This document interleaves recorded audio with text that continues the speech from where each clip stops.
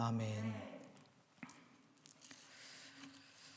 좌우로 인사하겠습니다. 사랑합니다. 축복합니다. 한 주간 잘 보내신 것 같습니다. 얼굴 보니까 밝으세요. 저도 한 주간 지내면서 재미있는 문자들을 몇 통 받았습니다. 내용은 무엇이었냐면 저번 주 설교에 대한 그런 내용이었습니다. 목사님, 우리 몸에는 건치나물보다 좋은 건 건치나섬입니다. 문자를 받고 나서 바로 구글링을 하게 됐어요. 정말 건치나물이 있나? 궁금해졌어요. 그래서 네이버에 막 적어보니까 건치나물이 있어요. 우리 권사님도 앉아 계시는 것 같은데 마른 취나물로 만든 나물이 건치나물이래요. 그래서 속으로 엄청 웃었습니다. 왜냐하면 이거를 이해를 못하고 있는 건 아니죠. 여러분 그 여호수아 말씀을 사자성어처럼 만들면 뭐라 그랬습니까? 건치나섬. 그것 때문에 이제 문자를 주신 것 같아요. 그래서 보니까 건치나물이 있고 또 어떻게든지 그것을 이해하고 또 머릿속에 넣어보려고 애를 쓰는 모습을 보면서 참 귀엽다 이런 생각이 들었어요. 근데 하나님이 보실 때 얼마나 귀엽고 얼마나 사랑스러우실까. 하나님의 말씀을 부여잡고 머릿속에 저장하고 마음속에 수납하기 위해서 노력하는 그 모습을 보면서 우리 하나님은 얼마나 우리가 앙증맞을까 이런 생각을 해보았습니다. 생각해보면 세상에 많은 지식들이 있어요. 그렇지만 그 많은 지식을 다 모은다고 할지라도 이 성경 말씀 한 구절에 담아있는 의미보다 클 수는 없다라고 생각을 합니다. 그렇기 때문에 우리가 유한한 인생을 살아가게 되어질 때 영원하신 하나님의 말씀을 차곡차곡 우리의 영혼에 쌓아가는 것만큼 세상에 가치는 것은 없다, 영원한 것은 없다, 이런 생각을 해보게 됩니다. 그런 의미에서 하나님께 좀 잘 보이고 기특하게 좀 봐달라고 다시 한번 복습을 한번 해봅시다. 여호수아서는 뭐라 그랬어요? 건, 치, 나, 섬. 건은 뭐라고 그랬죠? 어디를 건너요? 요단강을 건너야 합니다. 그렇죠. 요단강 건너야 합니다. 그 다음에 요단강 건넌 다음에 뭐 해야 되죠? 그 땅을 취하는 거예요. 그리고 취한 다음에 뭐 해야 돼요? 나눠야 됩니다. 이 모든 것을 다 하신 이유, 마지막 섬은 뭐였죠? 섬겨라. 그냥 섬겨라가 아니라 누구만 섬겨라? 하나님만 섬겨라. 이게 이제 여호수아의 전체라고 볼 수가 있겠습니다. 우리는 계속해서 여호수아 말씀을 통해서 넥스트 레벨이라고 하는 제목으로 말씀을 나누고 있습니다. 이스라엘 백성들이 40년의 광야 시절을 드디어 끝내고 이제 요단강 도하만 남겨놓고 있습니다. 그토록 염원하던 꿈, 비전이 드디어 현실이 되는 역사적인 순간을 맞이하게 된 것입니다. 그런데 하나님은 이 순간에서도 끝까지 백성들을 붙잡고 마지막까지 훈련을 시키는 모습을 볼 수가 있습니다. 부모의 마음일까요? 선생님의 마음일까요? 끝까지 어떻게든지 간에 바로 살아갈 수 있도록 복된 인생이 되기를 바라는 마음으로 마지막까지 이 백성들을 부여잡고 훈련시켜 주시는 하나님의 모습을 볼 때 참 마음이 먹먹해지고 우리가 얼마나 부족하면 하나님께서 마지막까지 챙길까. 마치 그런 거 있잖아요. 우리가 출근하게 될 때 부모님이 차 조심해라. 밥은 먹었냐? 계속 이렇게 확인하고 점검한, 아직도 나이가 돼서 이제 다 할 수 있는데도 불구하고 계속해서 그렇게 말씀하시는 그 마음에는 정말 우리를 향한 사랑이 가득 담겨 있지 않겠습니까? 그런데 끝까지 훈련시키시는 그 하나님의 모습을 통하여서, 그리고 그 과정들을 통하여서 도대체 우리에게 무엇을 교훈하고 싶어 하시는지 우리가 또 살펴보려고 합니다. 첫 번째로는 기다리라 말씀하십니다. 2절 말씀 우리가 함께 읽겠습니다. 사흘 후에, 시작. 사흘 후에 관리들이 진중으로 두루 다니며. 하나님은 이스라엘 백성에게 3일의 시간 동안 요단강을 지켜보면서 기다리게 하셨습니다. 이스라엘 입장에서는 조금 빨리 들어갔으면 좋겠는데 그것을 허락지 아니하시고 요단강을 지켜보게 하셨습니다. 개인적으로는 그렇게 납득이 잘 되지 않습니다. 마음이 급하고 우리가 생각하는 시간이 있는데 좀 빨리 들어가서 뭔가 빨리 이루기를 바라고 성취하기를 바라는데 그 결정적인 순간에도 하나님은 잠깐이라고 이야기하시고 3일 동안 시간을 보내신 것입니다. 사실 여러 가지로 건너기 위해서 준비하는 기간일 수도 있습니다. 그렇지만 3일 정도 기다릴 필요는 없습니다. 내용들을 보면 하루면 모두 다 끝날 만한 그런 내용들이었습니다. 우리는 여기서 한 가지 알게 되어집니다. 하나님의 훈련 방법, 그것은 바로 기다림입니다. 그런데 출애굽 2세대들은 3일의 시간을 어떻게 해요? 잘 기다립니다. 배고프자마자 밥 달라고 고기 달라고 소리치던 1세대와는 완전히 다른 삶을 살고 또 기다림에 굉장히 능숙하다는 것입니다. 그도 그럴 것이 이들은 광야에서 태어났습니다. 그리고 불기둥과 구름기둥을 보면서 자라왔습니다. 그러니까 구름기둥이 불기둥이 멈춰 있으면 일주일 동안 멈춰 있어야 돼요. 근데 또 갑자기 움직이면 빠르게 텐트를 정리하고 또 따라갑니다. 또 따라가다 또 멈춰서 2주 있으면 2주 동안 또 가만히 기다려야 합니다. 그러다 보니까 계속해서 하나님의 기다림에는, 하나님의 인도하심에는 아주 도 같은 그런 믿음의 2세대들이었습니다. 여러분, 우리가 잘 아는 것처럼 성경에는 때, 시간이라고 할 때 두 가지 개념이 함께 공존하고 있습니다. 하나는 크로노스이고 하나는 카이로스예요. 크로노스, 전자는 바로 우리가 살아가는 물리적 시간을 의미합니다. 우리가 시간의 제약을 받고 살아가는 것처럼 그 시간을 바로 크로노스라고 이야기하고, 후자인 카이로스는 바로 하나님의 때, 그러니까 이것은 하나님의 의미가 담겨져 있는 시간, 하나님의 목적이 담겨져 있는 그런 시간입니다. 근데 이 시간이 좀 잘 일치했으면 좋겠는데 안타깝게도 이 두 시간 사이에는 간극이 있어요. 그래서 이 간극 때문에 사람들은, 또 하나님의 백성들은 굉장히 혼란스럽기도 하고 사고를 치기도 한다는 것입니다. 이를 이해하지 못하면 항상 문제가 일어나는 것이죠. 예를 들어서 아브라함을 생각해 볼 수가 있습니다. 아브라함이 사라하고 함께 이렇게 살면서 하나님의 자녀를 주시기를 기다렸습니다. 하나님께서 약속의 자녀 이삭을 주시겠다고 하셨죠. 그런데 그것은 하나님의 때에 주시겠다는 말씀이셨습니다. 그런데 안타깝게도 시간은 지나가고 크로노스는 지나가고 마음이 급해집니다. 왜냐하면 사라가 태의 문이 닫혀져 가고 있기 때문이죠. 마음이 급해졌습니다. 안 되겠다. 하나님의 시간표를 기다릴 수 없겠다. 그리고 자신의 실력으로 몸종 하갈에게 들어가서 이스마엘을 낳게 되어집니다. 사실 하나님은 죽은 아브라함과 죽은 사라의 몸에서 약속의 자녀를 잉태시키고자 하는 하나님의 뜻이 있었고 하나님의 시간이 있었습니다. 그럼에도 불구하고 그 시간을 기다리지 못했던 아브라함은 실패하고 말았습니다. 참담한 실패로 인하여서 얼마나 하나님의 역사가 이렇게 약속의 자녀들이 이스마엘에게 어려움을 당하고 또 역사가 꼬이게 되는지 우리가 보게 되어집니다. 그래서 16장에서 아브라함이 이스마엘을 86세에 낳았어요. 그런데 17장에서 아브라함은 99세가 되어집니다.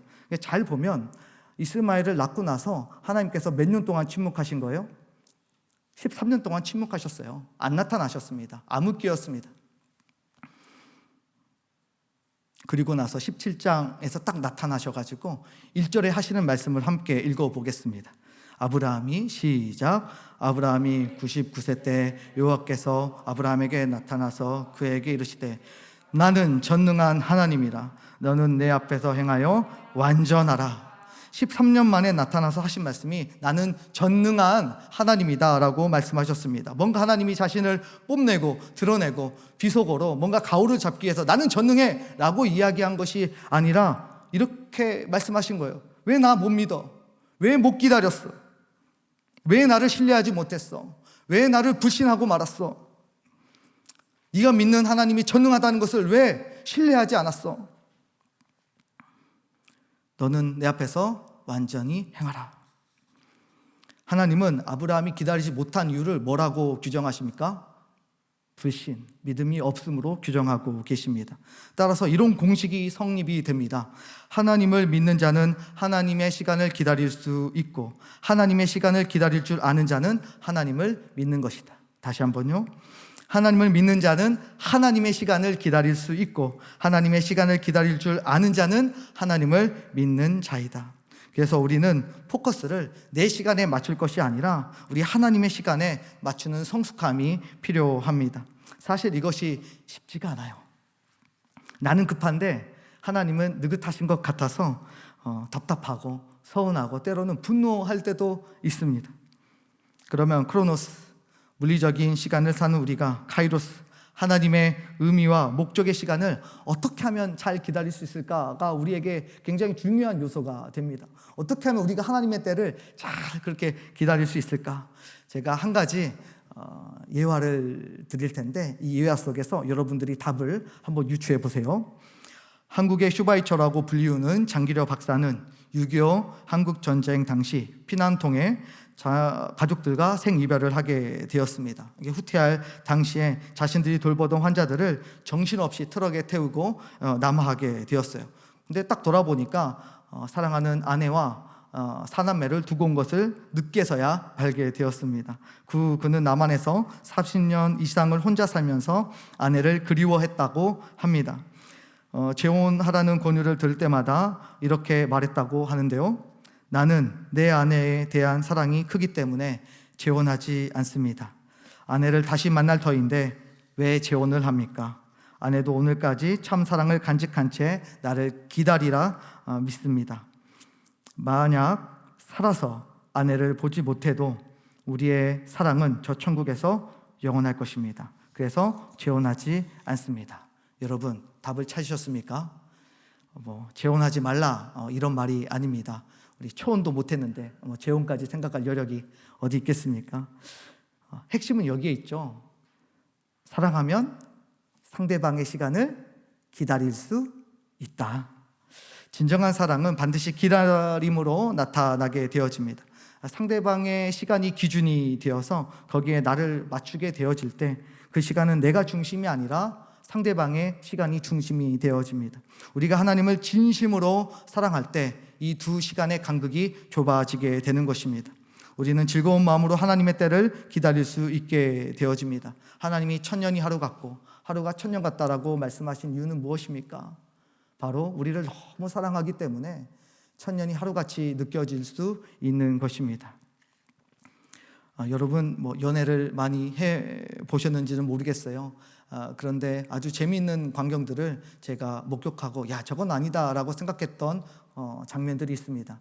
지하철을 타려고 보면 거기 화장실이 있잖아요. 그 화장실 앞에서 꼭 남자들이 여자 핸드백을 메고 들고 기다리고 있습니다. 자매님이 이제 화장실에 들어가신 거죠. 생각보다 오래 걸립니다. 왜냐하면 화장실만 쓰는 게 아니라 그 안에서 화장도 고쳐야 되고 옷 매무새도 매만져야 되기 때문에 남자들은 30초면 되는데 여성들은 보통 5분 넘어서야 이렇게 나올 때가 많이 있습니다. 그러면 두 가지 모습으로 갈려요. 첫 번째 모습은 막 짜증내면서 화내면서 기다리는 그런 남자가 있는가 반면에 어떤 남자는 가방을 가슴에 꼭 품에 안고 막 설레는 마음으로 언제 나올까 기다리는 그런 형제를 볼 때가 있습니다. 여러분, 사랑하니까 그 5분이 금방 지나가고 그 시간이 설레이고 또 기다려지는 거 아니겠습니까? 그 잠깐 헤어진 5분의 시간이 글쎄요 그렇게 설레이고 그럴 만한 건지 잘 몰랐는데 안타깝게도 제가 그러고 있더라고요. 그래서 굉장히 스스로에게 남에게 말할 것이 아니다, 나 자신에게 적용해야겠다 이런 생각을 해본 적이 있습니다.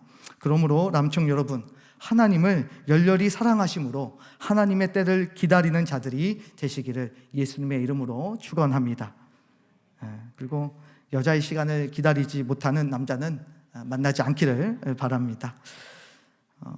좌우로 인사하겠습니다. 사랑은 기다림입니다. 서로 인사하세요. 네. 요단강 도하 전에 두 번째 하나님께서 주시는 교훈은 바로 반응하라입니다.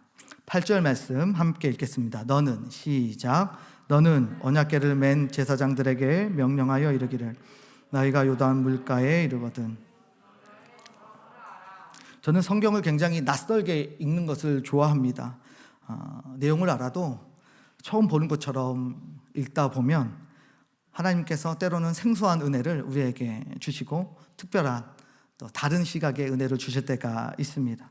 2세대가 요단강을 건넜다면 1세대는 홍해 바다를 건넌 전적이 있습니다. 둘 다 똑같이 건넜고 물이 갈라졌을 때 밑바닥이 마른 바닥으로 등장하게 되는 것도 똑같습니다. 자세히 보니까 모든 현상과 결과는 같습니다. 그런데 하나님이 기적을 이루시는 방법이 다르다라는 것을 알게 되어집니다. 우리가 이것을 좀 정확하게 알기 위해서 출애굽기 14장 13절 14절 말씀 우리가 보면서 비교하면서 읽어봤으면 좋겠어요. 함께 읽겠습니다. 모세가 백성에게 이르되 너희는 두려워하지 말고 가만히 서서 여호와께서 오늘 너희를 위하여 보라, 여호와께서 너희를 위하여 싸우시리니 너희는 가만히 있을지니라. 여러분, 1세대에게는 뭐라고 이야기하십니까? 가만히 있어라, 하나님이 역사하신 구원을 보라라고 이야기하십니다. 그리고 하나님이 정말 다 해주셨습니다. 왜요? 1세대들은 하나님에 대해서 아는 것이 없습니다. 하나님에 대해서 철저한 무지로 가득한 1세대였습니다. 우리나라가 일제강점기 36년의 시간을 보냈을 때에도 우리가 많은 것들을 잃어버렸습니다. 근데 이들은 430년이에요. 얼마나 많은 것들을 잃어버렸겠습니까? 그 안에는 그들의 시각과 그들의 인식과 그들의 마음에 하나님의 흔적이 그렇게 많이 남지 않았다라는 것을 알 수가 있습니다. 그러니 하나님 입장에서는 그들이 믿음으로 뭘 해내기를 기대하기가 어려운 상황에 놓여져 있습니다. 하나님 입장에서 가장 중요한 것은 이 1세대들은 믿음이 그 마음속에 생성될 수 있도록 하는 것, 정말 하나님이 살아계시다라고 하는 것을 인식할 수 있도록 만드는 것이 하나님의 목적이었고 하나님의 요구였던 것입니다. 제가 이제 70, 80이 되시는 믿음의 선배님들이나 또 장로님들 이렇게 만나서 가르침을 받고 이야기를 나눌 때가 있습니다. 근데 그럴 때마다 단골 메뉴처럼 등장하는 주제가 하나 있습니다. 그거는 라떼는 말이야, 이렇게 이야기를 하시면서, 라떼는 말이야, 교회 학교가 또 청년부가 내가 부장으로 있을 때 2배 부응했어. 전도도 하루에 몇 명이나 했어. 기도도 3시간이나 했어. 김벌 목사, 나는 이 정도 했어. 막 이렇게 다 했어. 이렇게 이야기를 자꾸 하세요. 그러면 저는 가만히 대답을 이제 듣고 있다가 대답을 해야 되는데 이렇게 대답합니다.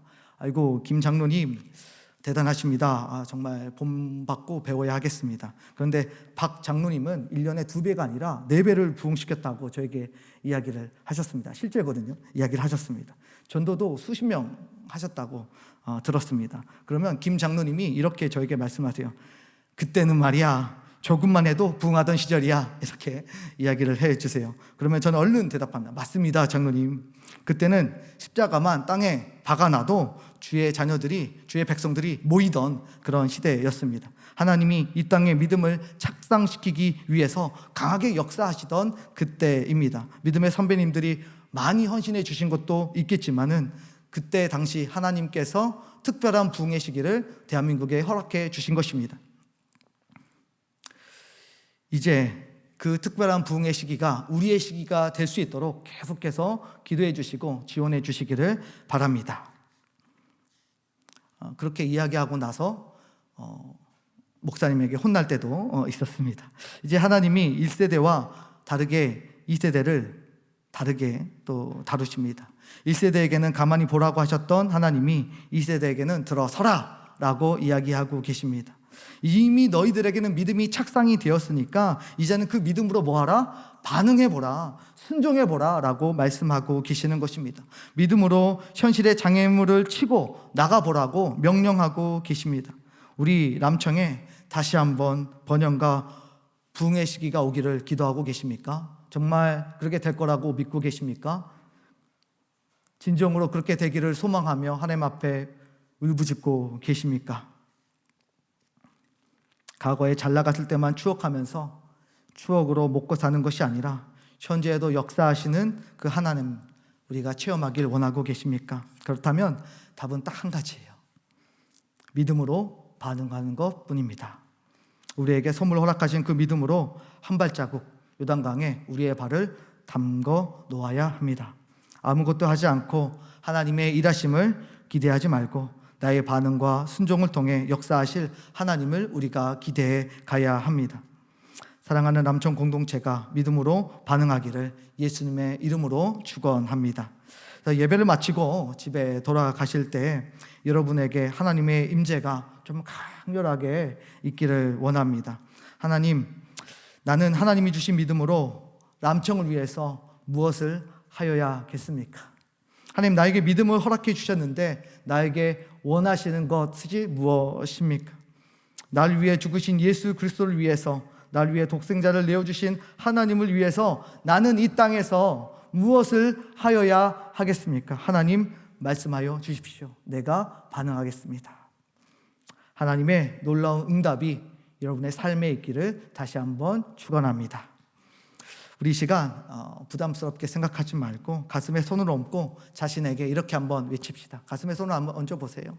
그리고 이렇게 스스로에게 한번 선포해 봅시다. 바울아, 이제 믿음으로 반응하라. 자기 이름 넣어야 돼요. 내 이름 넣지 말고. 다시, 바울아, 이제 믿음으로 반응하라. 시작. 바울아, 이제 믿음으로 반응하라. 다시 한번 시작. 아멘. 여러분의 영혼이 깨어서 하나님께 믿음으로 반응할 수 있기를 소망합니다. 이제 요단강 도하전에 하나님은 이스라엘에게 요구하십니다. 첫 번째는 뭐하라? 기다려라. 맞아요. 두 번째는 뭐하라? 반응해라. 가만히 보고만 있지 마라. 세 번째는 뭐하라? 성결하라 라고 말씀하고 있습니다. 세 번째는 성결하라. 5절 말씀입니다. 함께 읽겠습니다. 여호수아가 시작.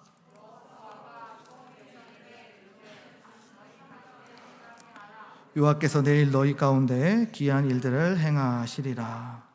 요단강을 건너기 전 백성들에게 성결할 것을 주문하고 계세요.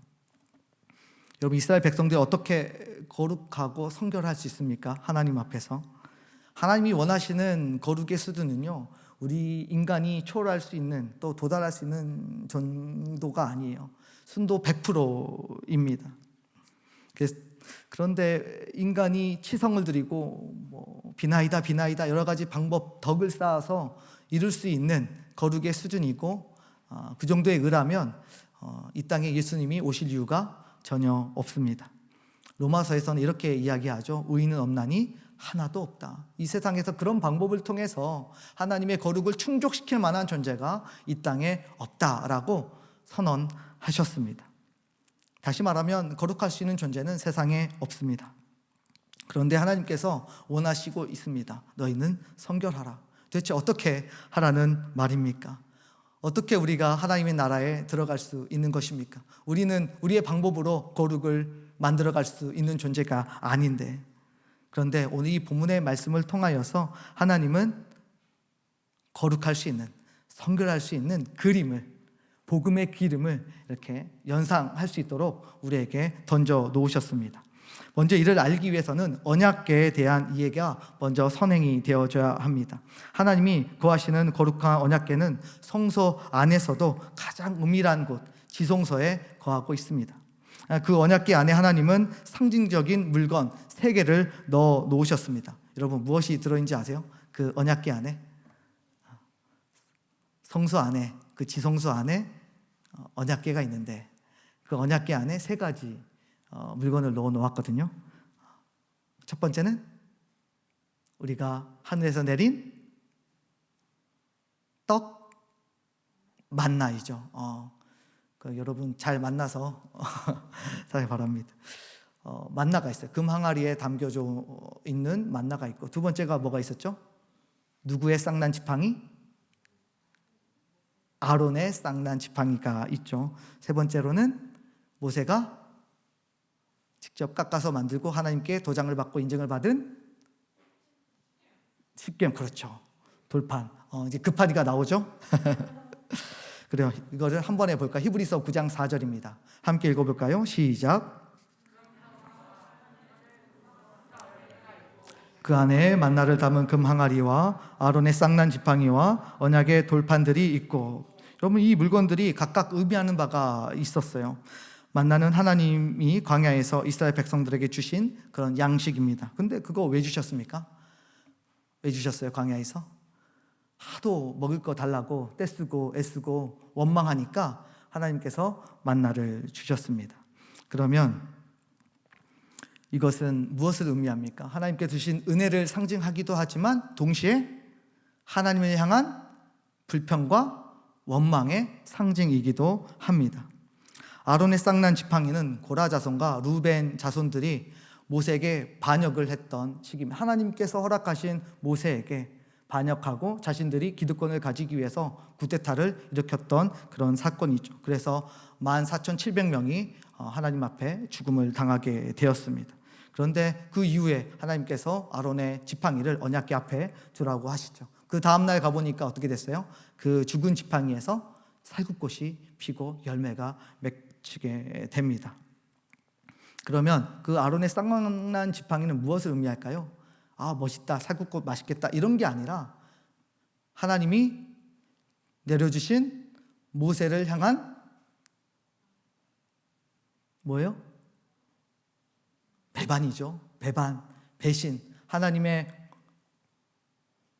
권력에 대한 도전, 불신, 이런 것들이 다 녹아져 있습니다.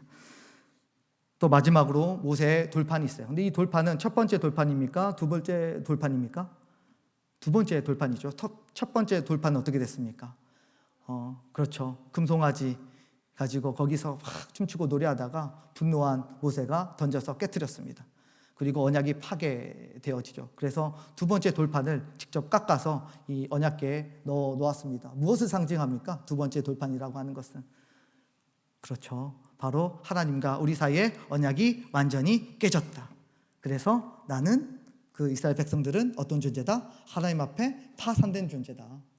죄인인 존재다. 죽을 수밖에 없는 존재다. 죄인이다 라고 하는 것을 상징하고 있습니다. 그러니까 우리가 정리 한번 해볼까요? 첫 번째, 만나는 뭘 의미한다 그랬어요? 하나님 향한 불평과 원망을 이야기하죠. 아론의 쌍난 지팡이는 배신과 배반을 의미하고, 마지막으로 두 돌판은 파산된 존재라는 것을 의미하죠. 모두 다 인간의 죄악에 가득한 것들입니다.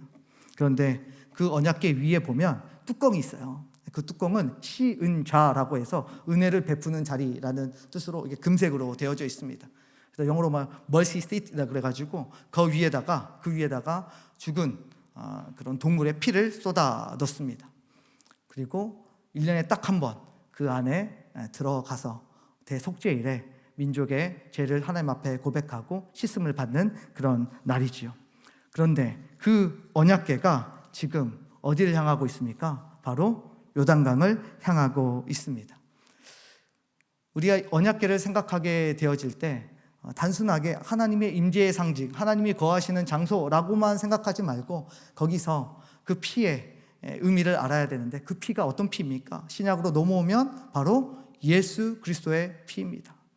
그러니까 그 신자 위에 예수 그리스도의 피가 덮여짐으로 인하여서 그 안에 있는 우리의 패역과 우리의 불신과 우리의 교만과 우리의 불평과 원망 위에 예수 그리스도의 피가 덮어지면서 우리가 깨끗함을 얻게 되어지고 성결함을 얻게 되어진다라는 것을 언약궤를 통해 보여주고 있어요. 근데 그 언약궤를 요단강으로 하나님께서 들이미십니다. 그리고 그 요단강에 들어갈 때 그 언약궤 뒤에 하나님의 백성들을 따르게 만들어 주셨습니다. 여러분, 이 그림을 머릿속에 딱 연상을 한번 해보세요. 어떻습니까? 예수 그리스도 안에 예수 그리스도를 따라가는 모든 자들은 어떻다? 성결하다, 안 성결하다? 성결하다, 거룩하다. 우리가 거룩을 추구하지만 그 거룩을 완벽하게 충족해 줄 수 있는 분은 예수 그리스도 뿐이시고 예수 그리스도가 십자가의 죽으심으로 인하여서 우리가 그 안에서 하나님의 의를 획득하게 되어져 하나님의 보시기에 완벽한 거룩함을 추구하고 있는 것입니다. 그리고 그것을 얻고 살아갈 수 있게 된 것입니다. 문제는 우리가 자꾸 이 거룩을 내가 거룩해야지, 내가 방법으로, 내가 노력으로, 여러 가지 의지로 내가 깨끗하게 살면 하나님께서 역사하실 것이다. 틀렸지요. 한 가지 더 물어보겠습니다. 여러분이 깨끗해야만 하나님께서 여러분에게 역사하십니까? 내가 순결하게 살면 하나님께서 여러분에게 임재하십니까? 하나님께서? 잘 생각해 보세요. 반대잖아요. 우리가 죄인 되었을 때 예수님께서 우리에게 오셨습니다. 우리가 죄가 있을 때 하나님께서 우리에게 찾아오셨고 그로 인하여서 우리가 깨끗함을 받고 하나님의 사랑을 받는 존재로 그리고 역사하는 존재로 우리가 다시 태어난 거 아니겠습니까?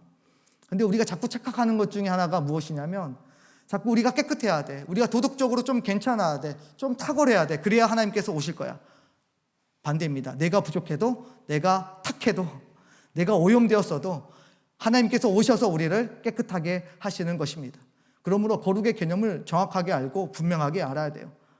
하나님께서 나를 거룩하게 하신다. 그런 의미에서 우리는 천국을 소망하고 또 영원한 나라를 바라보며 살아가고 있습니다. 너무 절실하죠.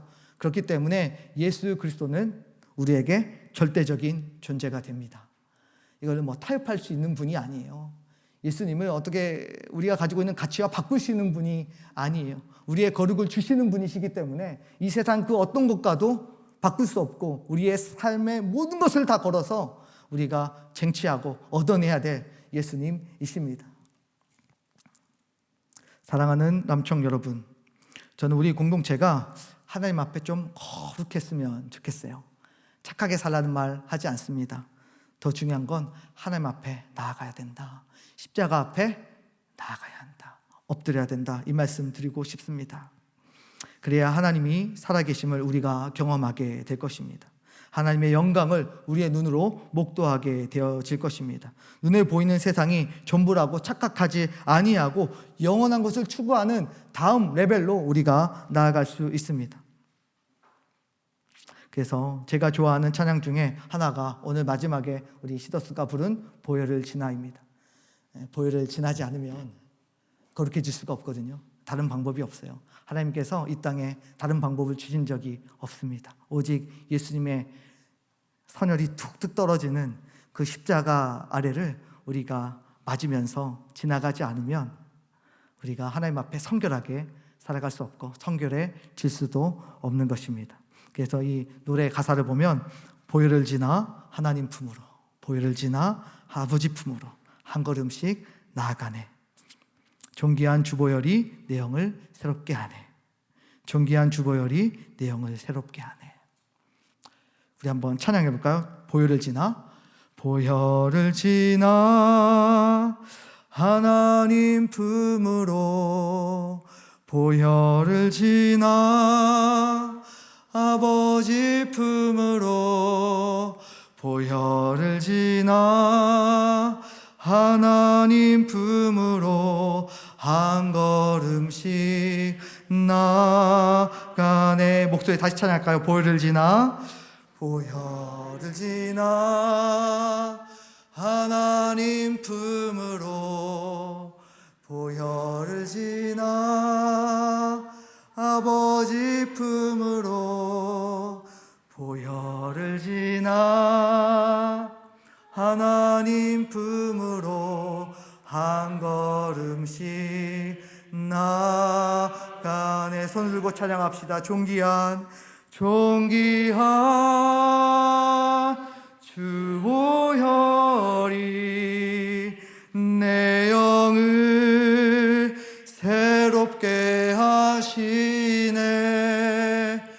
존귀한 주 보혈이 내 영을 새롭게 존귀한 주 보혈이, 존귀한 주 보혈이 내 영을 새롭게 하시네. 존귀한 주 보혈이 내 영을 새롭게 하네. 말씀을 정리합니다. 그토록 건너고 싶던 요단강 그 마지막에서 하나님은 세 가지를 말씀하셨습니다. 첫째, 기다려라. 둘째, 믿음으로 반응해라. 셋째, 성결해라. 여러분이 하나님을 기다리지 못하는 것은 하나님을 사랑하지 않기 때문이요, 여러분이 반응하고 순종하지 못하는 것은 믿음이 없기 때문이요. 여러분이 성결하지 않은 이유는 예수 그리스도 앞에 나아오지 않았기 때문입니다.